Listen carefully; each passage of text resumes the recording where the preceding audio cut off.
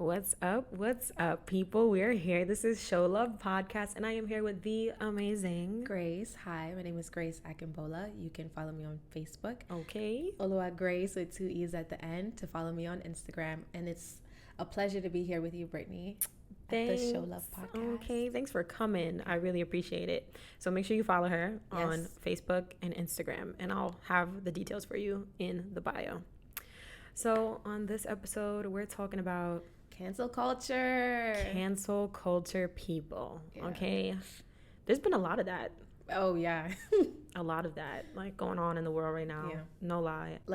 And I think that, to be honest with you, it probably started early on in the pandemic. Oh, 100%. You know, with all of the frustrations of all of the Black Lives Matter movements. Oh, yeah. You know, even the health issues left and right, and what our people in places of power, government were doing. And so, like, we were just, like, fed up. We were just canceling people left, right, front, and center. That's true. And I think even before that, too, I'm not even going to front. I remember I think I we canceled somebody. No, I canceled you canceled. And I sent it to you. So I don't know if anybody here is, or if y'all will be familiar with Eddie James, but homeboy had made a video. Yeah. And I immediately went, I was like, after watching the video, maybe hell no. I didn't even watch the whole thing. And then this is me, DMs Grace. He's canceled. He's canceled. And being that, like, we're such great friends, I was just like, I looked at the video for like maybe half of it, and it just didn't appear to be what I needed to hear, given all of the issues that were going on with people of color, you know, during the pandemic. Right. Oh, yeah. Give them the context. So, like, just for context, Eddie James in this video happened to be praying for Caucasian white people. And he had a lot of them in the background, and they were all praying for themselves. Meanwhile, and our officers, own color. No problem. But yeah, it's no problem to be praying for one another. I mean, the Bible encourages us to pray for one another, right? However, in a time frame where we just experienced George Floyd, and we were Black people dying. Yeah, Tiana Taylor, and Black people just dying in unfortunate circumstances and situations, and just the racial injustice in the streets, especially when we were protesting about these things. And the thing in which you're praying for is actually for our white counterparts rather than for people of color. It kind of was off-putting. And so when she sent it, I saw half the video and I was like, yeah, canceled. Yeah. There's no more, we're not listening to Freedom anymore.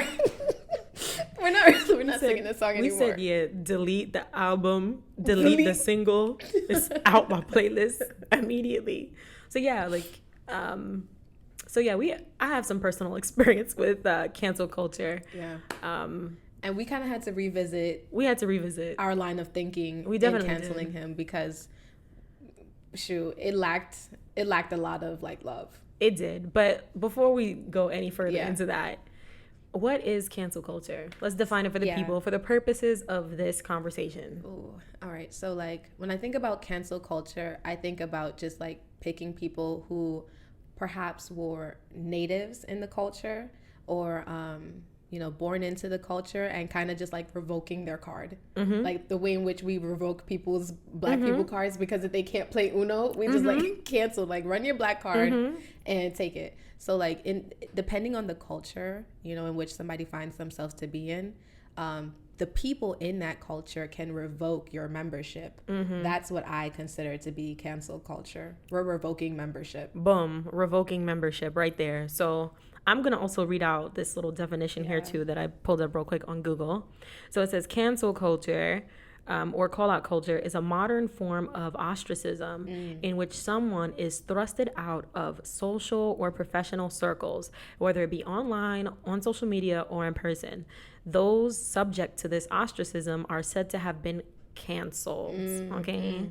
So yeah, I think we're on the same page here when it comes to cancel culture. I like the part in the definition that says they're thrusted out. Oh, yeah. Because we definitely were, like, really adamant and like quick about, it was like rejecting and ejecting people from this space of ours. It was like a kick in the butt, like, out the house, like a Fresh Prince of Bel-Air style. Yeah, I was just thinking about that. Yeah, Fresh Prince. Yeah. So now that we know what cancel culture is, what's the issue with it? Because you were kind of saying before, we were saying like, oh, we had to revisit it. Yeah. So what's the issue? The issue with it is that it lacks a lot. It lacks love. It lacks grace. It lacks forgiveness. Honestly, I don't think that cancel culture is really Christianly. And so, oh no. Yeah, and especially for myself, if I like give you a little bit of background about me. I come from a family of like pastors, and I'm even a pastor's daughter myself. Okay, PK. Hey, to all the PKs out there, and I'm brought up in this culture, if you will, that we're supposed to be applying grace. We're supposed to be applying love. Like, my name is Grace, and for me to not apply it, and to claim to be a Christian woman, it just doesn't add up. Right. It just doesn't add up. So that's what's wrong with it in the first place. It's not I agree. Christianly. I agree. And like, let's say, just in general, it's just not nice. It's not nice. It's not nice. Like, can you imagine, like, so we're looking at these celebrities, and because Eddie James is a celebrity we referenced, and it's just like we call them out, like, for everything they do. Imagine like we get called out for everything we do in our lives, like the same way they get put on blast. Like, I think I'd be called out a lot, all the time. Yeah, I'm not even gonna lie. I'm telling you, they would cancel me. Yeah, they would cancel me straight.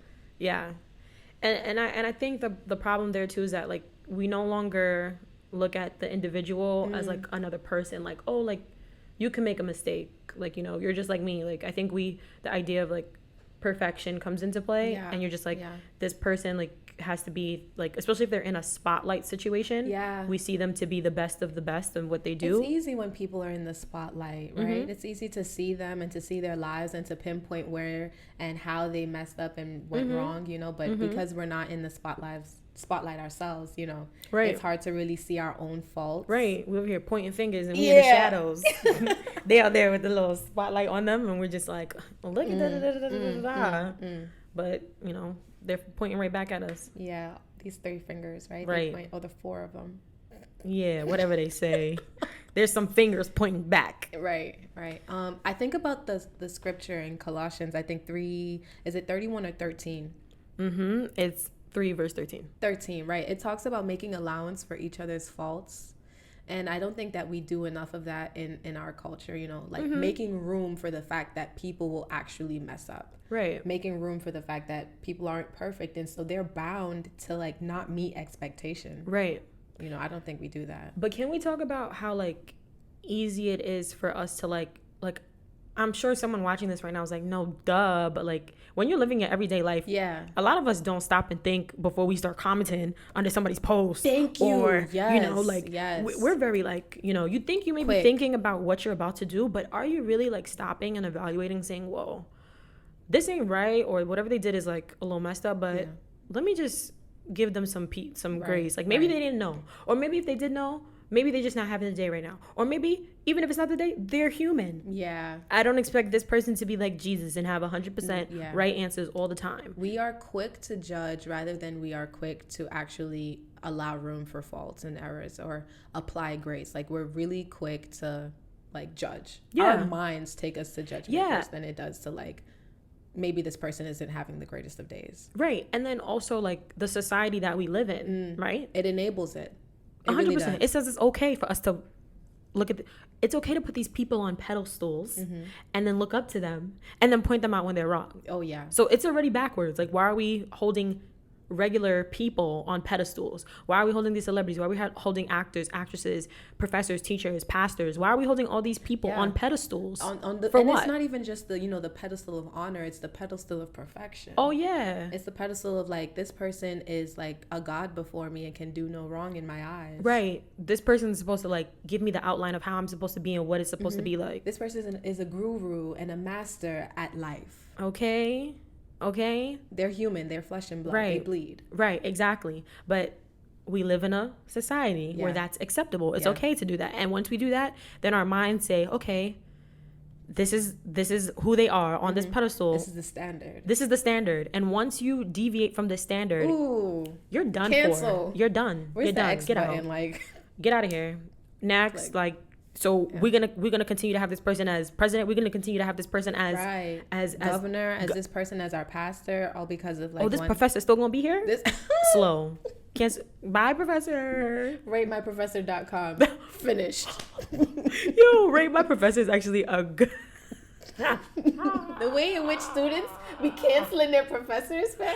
Yo, I've Been heard a there. couple funny comments on there. I'm not Been even there, gonna yeah. lie. I'm not even gonna lie. Yeah, so I mean, like, clearly we see the issue there Yeah. with, cancel culture. Yeah. It just being like not right. It's And- just not right. We see it in like pop culture, and I think that more than seeing it in this like present time, I guess we shouldn't be too surprised because it's also been like a thing from history, like Tell even me in more. like biblical time frame, cancel culture was definitely a thing. Oh yeah. Yes, like who I'm thinking about. I'm thinking about the woman who was caught in the act of adultery. Yo. They didn't want to cancel her; they wanted to kill her. Like Yo. different type of thing. And let's give the people reference just in case you don't know. Right. So, what- like, if you ever get a minute, read John 8. Mm-hmm. Read John 8, like maybe verse 1 to like 11. yeah. 1 to 11. And I'll give you a quick rundown Yeah, as yeah. I look through it. So we're gonna give you like the short version. Here we go. So Jesus, right? He was returning, right? He's there at the temple, whatever. There's a whole bunch of people, and he's teaching them, blah blah blah, rah rah rah. Now the Pharisees, and then boom. right? These are the judgmental people of the Bible, right? They're like, oh, this woman has been out here hoeing around in these streets. Popping, locking, and dropping. She's an adulterer, okay? All right?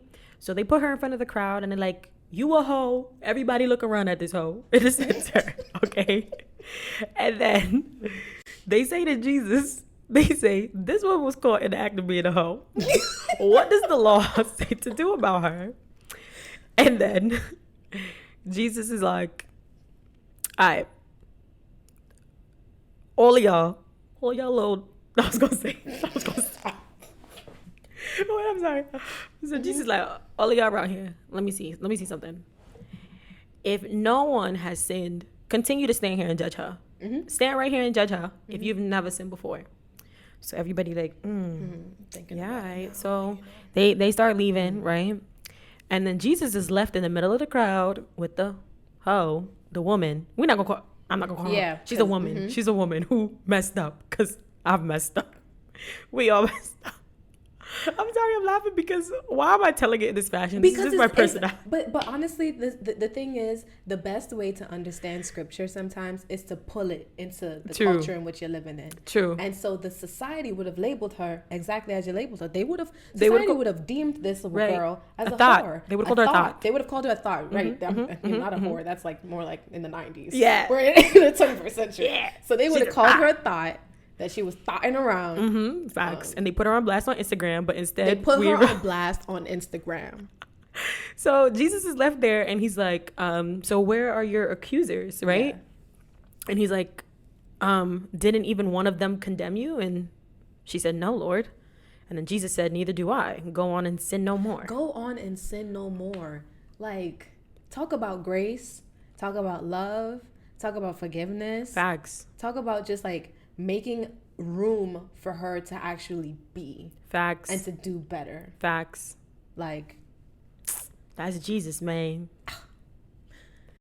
No, but it's so true though. Like, I think we're also quick, just like that crowd of people, to be like spectators and watch someone get called out. we watch it on Instagram. Oh yeah, like and We it's gaslight it up in the comments.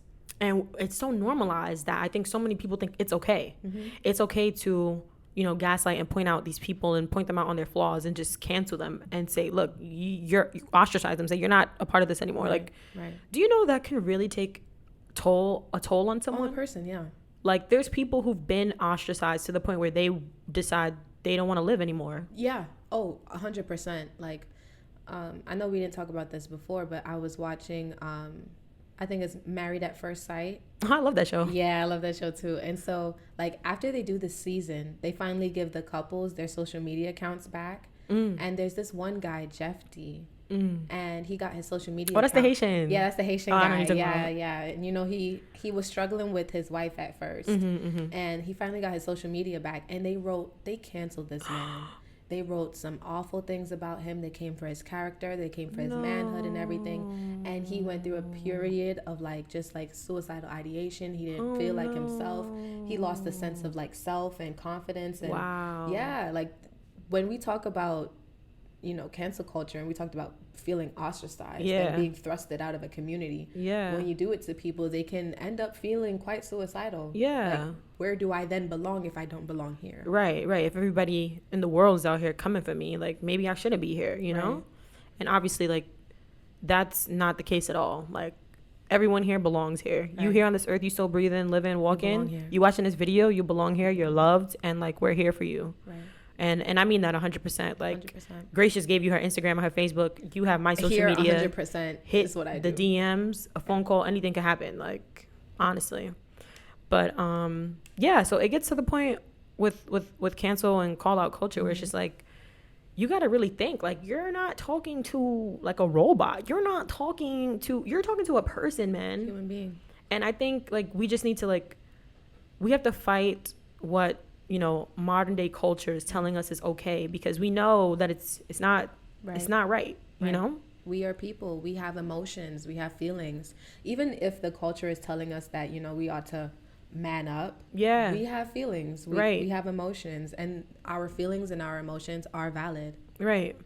And I think right there we just laid out so many reasons as to why like call out culture just has so many issues within it, you know?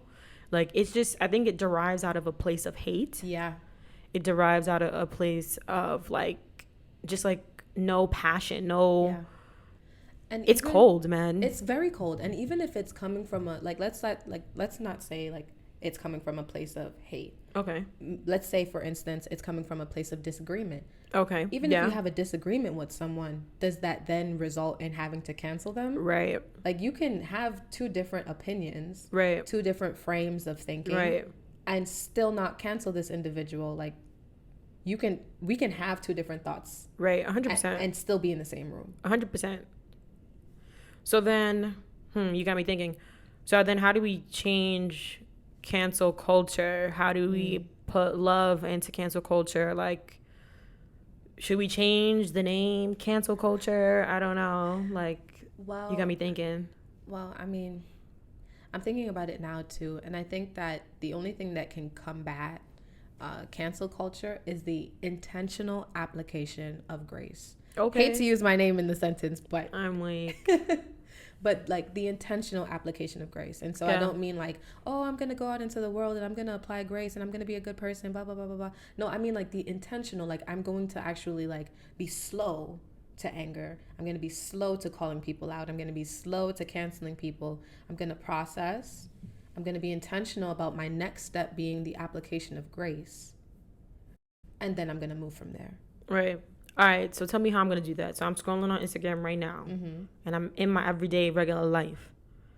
I just watched this podcast episode and it's 2 days later and I'm seeing some call out cancel culture, or I'm feeling the need to be like, Whoa, on somebody. I'm about to wild out on somebody. You know, what should I do? What should I know? What should come to mind right, when I like am witnessing this and I'm like right. in the zone? I think that in the midst of actually witnessing something that you're disagreeing with and something that you're probably not even a fan of, the first thing is probably to refuse to comment. Like we're gonna put a pin and actually comment. Control yourself. Control yourself. All right. So I'm Control not gonna yourself. comment. We're not gonna comment. Okay. Instead, we're going to actually sit back, process everything that we're taking in, the fact why in which we disagree, the frame of mind of the person that is actually posting the content. Okay. And then 2, we're going to think about how can I frame my words in a way that applies grace, voices my own opinion, but also doesn't dismantle this person's being and their character.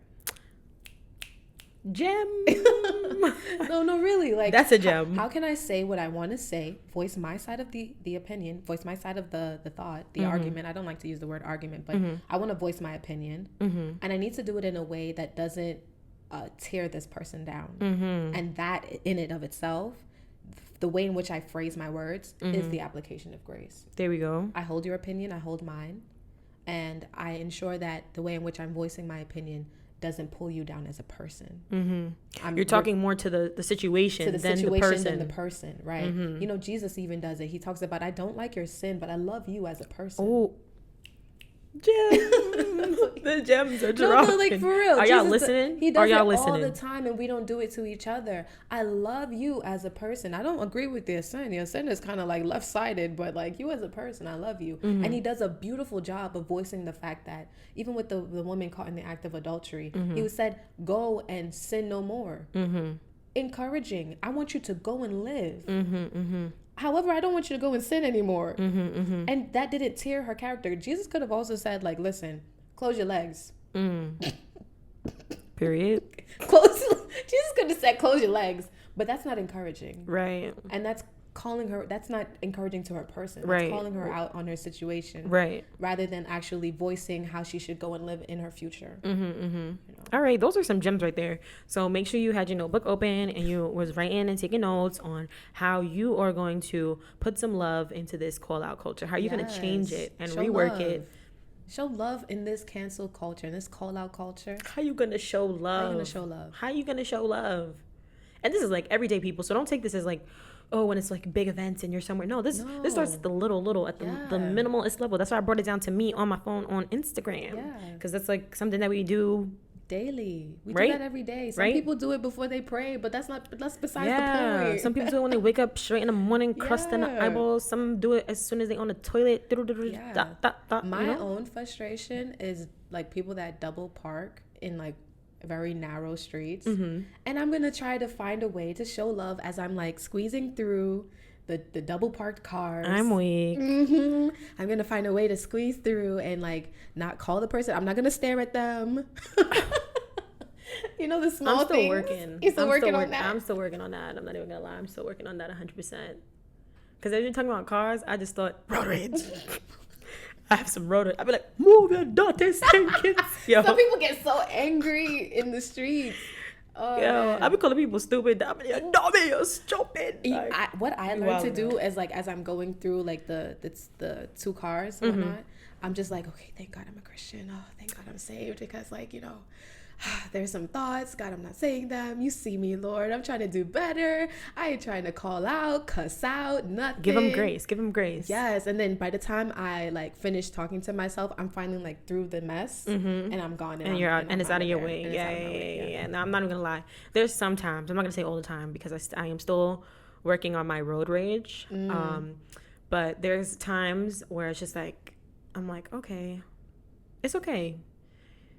They doing something. Maybe they on their phone. Maybe I don't know. There's something. There's a reason why they probably acting like this. You know what you sound Maybe like? they late to work, because I'd probably be rushing through the streets late to work. Maybe there's a wedding. Maybe there's something. But I'm gonna give them the benefit of the doubt. You okay? know what you sound today. Like? You sound like that scripture that talks about like, Lord, forgive them, for they know not what they're doing. They don't know they because don't know what they testing me and trying me. Once I get that gear switching, you ain't gonna like it. Okay? Oh man. But yeah, man, I think cancel culture. We know what to do now. We know what to do. We know what to do. Show love in the cancel culture. Right, and we're gonna look at it. I feel like cancel culture, like we could flip it into, it was something that I feel like came off as harsh, and we could flip it. So I'd like to propose making a new definition, or do we change the word? Like what? Because I feel like when we had the idea of the definition in the beginning of this conversation, it was giving me all types of like, you're excluded, and we don't want to exclude anyone. What we want to do is, like we said, call it out, what it is that they're doing, the situation, separate it from the person, make sure that we're, giving grace, we're thinking, we're slowing down. Like, so how do we like change this definition? How do we make it our own? Or how do we, Well, I think that, cancel culture, call out culture, perhaps maybe stemmed from a genuine place of like holding people accountable. Okay. So if we take it back to like maybe its initial beginning, before all of the hate, before all of the stigma, before having to like thrust people out of spaces, right? There should be a way in which we hold people accountable to like just being decent human beings, honestly. Mm-hmm. And so I don't know if we want to call it like accountability culture. It's a long word, but it's a long word. But that's why we got acronyms. Mm-hmm. We call it AC. AC, fresh wind, Accountable. Fresh wind. Accountable culture. accountable culture. Accountable culture. Yeah, we just hold each other accountable. We voice our opinions. We show love. We show grace in the process of doing it all. I like that. Yeah. Yeah. Yeah. That was good. Mm-hmm. This is a good talk. I know. And if you feel otherwise and you actually don't agree with this conversation or have a thought that you'd like to raise, be my guest. Comment down below, okay? Mm-hmm. Maybe we'll do a live episode and you just call Bring us your up. opinion. We won't and cancel you. We won't cancel you. But yeah, guys, thanks so much for, tuning in. Yeah. Grace, Thank you. tell them your social media accounts one more time because in case they miss the gems, they could follow you and get the gems follow me all on the Instagram. time. Follow me on Facebook. On Instagram, it's Olua Grace, 2 E's at the end. And on Facebook, it's Grace Akimbola. You can follow me, DM me, whichever. I'm open to talking, open to following, etc., etc. Slide into my girl's DMs. With caution. Thanks for coming, girl. Always. Peace, y'all. Peace.